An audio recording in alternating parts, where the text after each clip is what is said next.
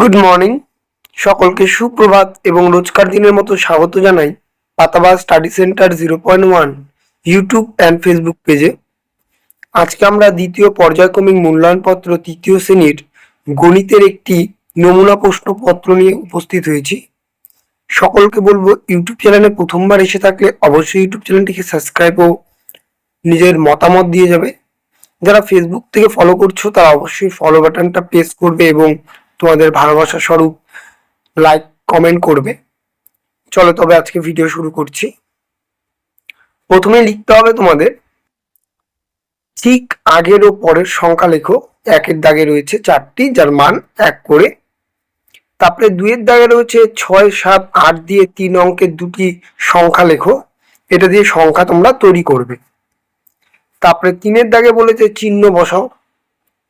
4-এ বলেছে বিস্তার করে কথায় লেখো। দুটি আছে, 1 নম্বরের 2 নাম্বার। কতে বলেছে 449, কথায় লিখবে 449। খতে লিখবে 253, তাহলে লিখবে 253। 5-এর দাগে রয়েছে যোগ ও বিয়োগ করো। এখানে যোগ রয়েছে এবং তোমাদের ডান পাশে মোবাইল স্ক্রিনে খ নাম্বারে রয়েছে বিয়োগ, তোমরা এটা করবে। তারপরে বলেছে 6-এর দাগে গুণ ও ভাগ নির্ণয় করো, যার মান 1 করে দুটো। এখানে তোমাদের মোবাইল স্ক্রিনের বাঁ পাশে রয়েছে 70 গুণন 6 এবং তোমাদের মোবাইলের ডান পাশে ক্ষয়ের দাগে রয়েছে 27/3। এরপরে আমরা আসছি প্রশ্নের সমাধানে। প্রশ্নের অঙ্ক সমাধান করতে হবে। বলেছে ক নম্বরে হাওড়া স্টেশন থেকে কাটোয়া লোকাল ছাড়লো 522 জন যাত্রী আছে। ব্যান্ডেলসে 158 জন নেমে গেলেন। এই ট্রেনে কতজন যাত্রী রইল? তাহলে তোমরা বুঝতেই পারছো এটা বিয়োগ হবে। তোমরা বিয়োগ করবে 522 থেকে 158 জনকে বিয়োগ করলে যে বিয়োগ ফলটা বাড়াবে সেটাই হচ্ছে উত্তর। তারপরে বলেছে মিহির বাজারে গিয়ে 160 টাকার চাল, 35 টাকার চিনি ও 8 টাকার নুন কিনছে। সে মোট কত টাকার জিনিস কিনেছে?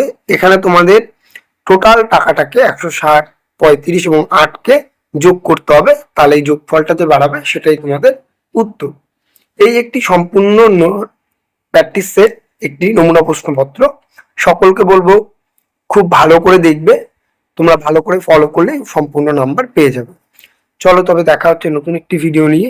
আজকে খুব শর্টকাটে ভিডিওটা বানালাম, তাই রাগ করো না কেউ। আর তোমাদের মতামত অবশ্যই কমেন্ট পিনতে জানাইও, কমেন্ট পিন খোলা আছে। চলো তবে দেখা হচ্ছে নতুন একটি ভিডিও নিয়ে। ততক্ষণ ভালো থাকবে, সুস্থ থাকবে, সর্বোপরি পড়াশোনা করবে। টাটা।